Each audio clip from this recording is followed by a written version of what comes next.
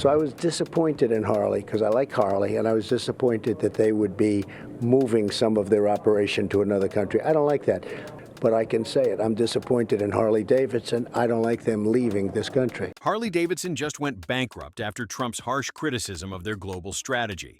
The brand abandoned its loyal American fan base by opting for cheap overseas production, betraying customers who cherished the Made in America legacy.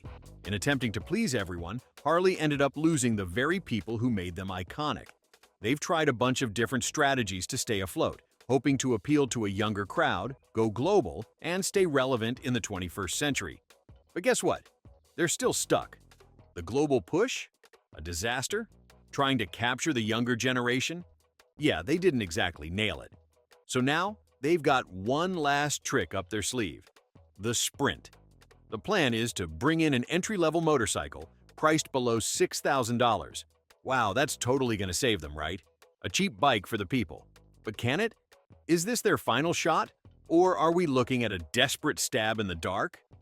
Let's talk about this identity crisis. Harley Davidson has always been known for one thing: its badass, rugged American image. You know, the kind of bike that screams freedom, rebellion, and American muscle. But here's the issue. They're trying to change all that. They've gone from roaring engines and leather jackets to electric bikes and global expansion. It's like they're trying to be something they're not, and their fans are pissed. Traditional Harley customers want classic loud bikes that scream, "I'm American." They're not exactly clamoring for a bike that hums quietly, or for bikes made halfway across the world in some overseas factory. You know the kind of people who live for that Harley Davidson roar? Yeah, they're looking at this shift like, what the hell happened? And the thing is, Harley's not listening. They're too busy chasing that younger market, trying to be trendy and woke, and they're forgetting about the core fans who made them who they are. And don't even get me started on the backlash. Remember when Harley opened that plant in Thailand back in 2018? Yeah, that didn't go down well. The move was all about saving costs, but it pissed off the loyal American customer base. I mean, seriously, how are you going to sell a motorcycle with an American flag on it when it's built in Thailand? And oh yeah, Trump had a few words to say about that too. He basically called out Harley for being unpatriotic, accusing them of betraying their American roots. Yeah, nothing like a little good old political drama to add fuel to the fire. It wasn't just Thailand either. Harley's plant closures in Kansas City, the expansion in India, Brazil, and Thailand, all seen as huge betrayals. It's like they said, "Screw you, America. We're going global." And their fans felt left in the dust. And now we're stuck here in 2025, watching Harley try to keep its identity intact while desperately trying to adapt to the global market. But the problem is, you can't please everyone, Harley. So, what's their grand plan to fix this whole mess? Introducing the Sprint. Yeah, you heard that right.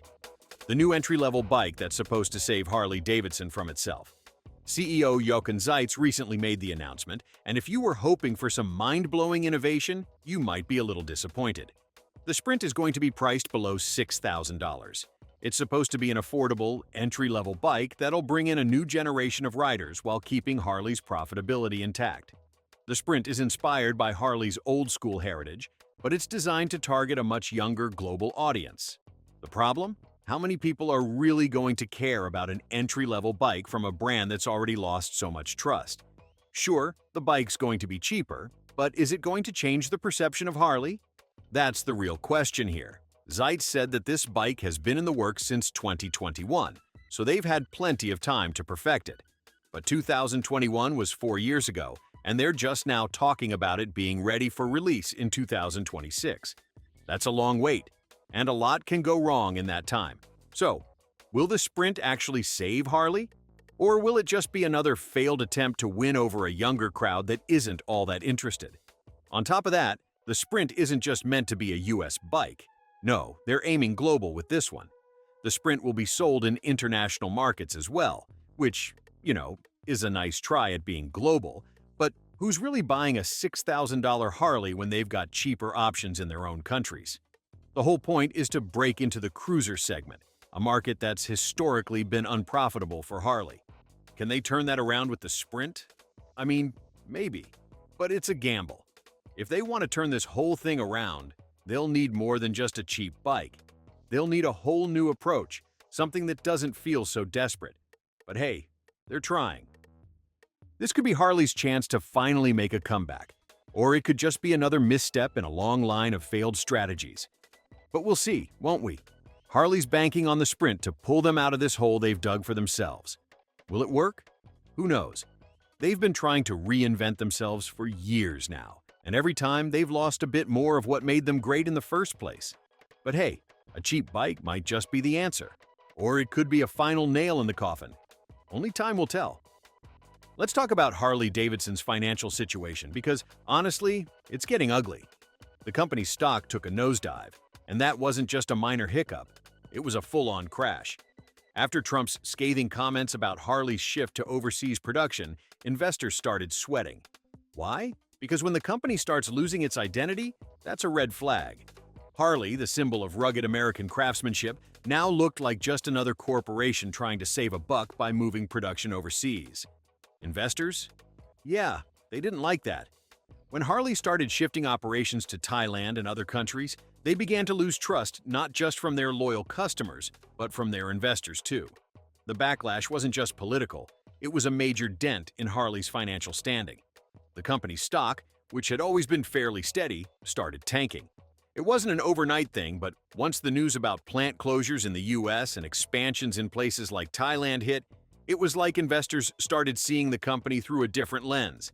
This wasn't the Harley they'd once known and loved. They were now a brand caught up in a global cost-saving game, and that's something people didn't want to invest in. Now, let's talk about how this translated into actual stock performance. The decline didn't happen all at once. It started right after those plant relocations, especially after they announced opening a factory in Thailand. Harley Davidson's investors didn't like that, and you could see it in the stock figures. The stock prices started falling steadily, and that decline was pretty sharp. One of the biggest hits came after Trump's comments. He didn't just make a passing jab at them, he straight up accused Harley of betraying its loyal American customer base. And let's be real, that kind of political drama isn't great for any company. But it was even worse for Harley because they had always prided themselves on being an American brand.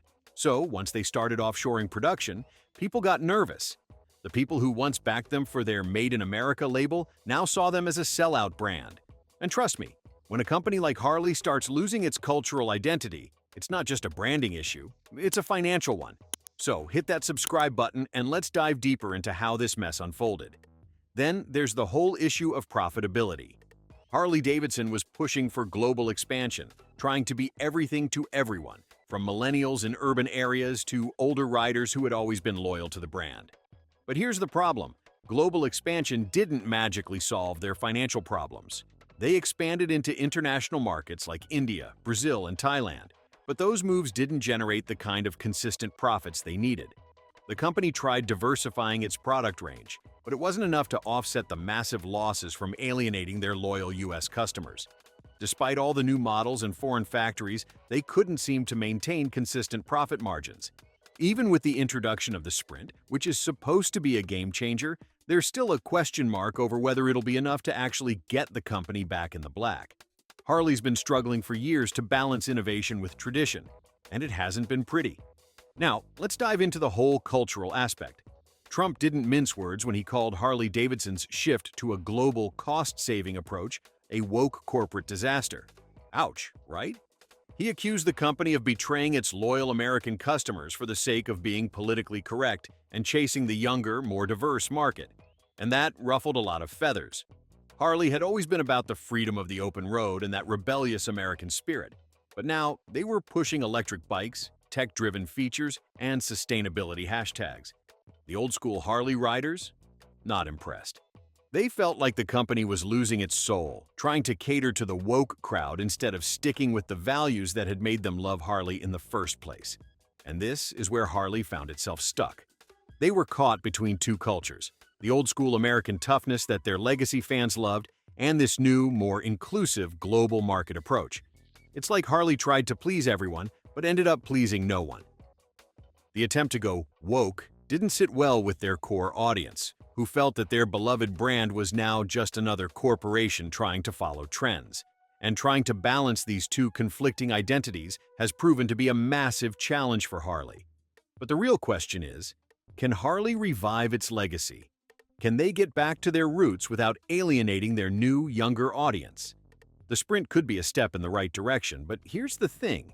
Will it really bring Harley back to what made them great in the first place? Or will it just be another attempt that falls short? The problem is, you can't just flip a switch and suddenly be the Harley of old. They've already alienated a lot of their loyal customers, and their global push hasn't exactly gone according to plan. The Sprint might attract younger riders, but it's not a quick fix. And if Harley keeps shifting its focus from one market to another, they might lose what made them iconic in the first place.